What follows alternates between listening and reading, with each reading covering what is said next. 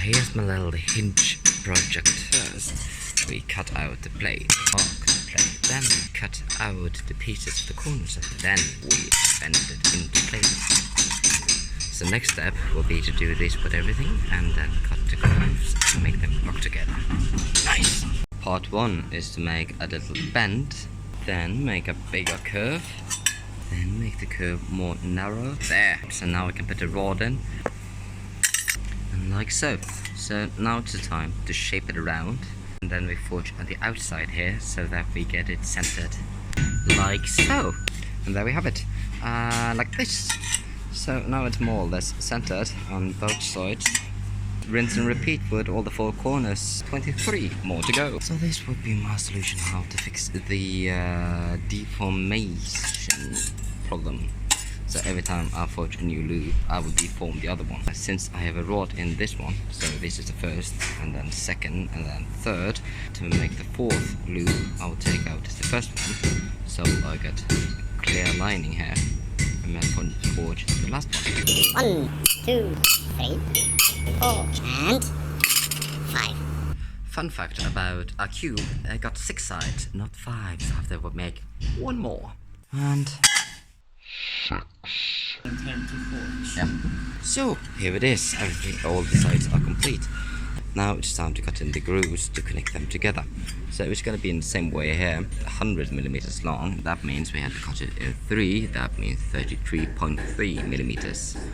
But we're going to make this bigger than 33, maybe 35 or something. So if we do some mistakes, we do have a couple of millimeters to go on. So file that in when we are getting to the end part. So cut away, keep, cut away, keep. Here's an example. Everything is filed in an angle so that when you having it open or closed, it's very snug. So hopefully we're gonna make this over this. The scared part is if I'm scared. Halfway done. Now it's time to get these. I'm getting there. Quite a lot more plates to do. But yeah.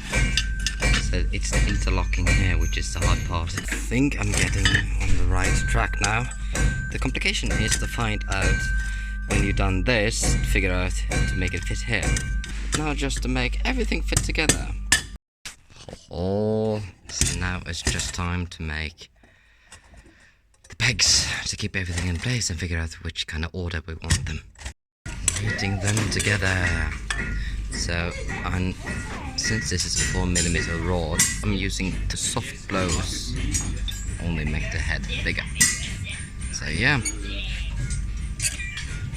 So this is the complicated part. You have to peg the ribbons in between. So this corner is the only place I can do it. Put it in the corner, the 3rd one.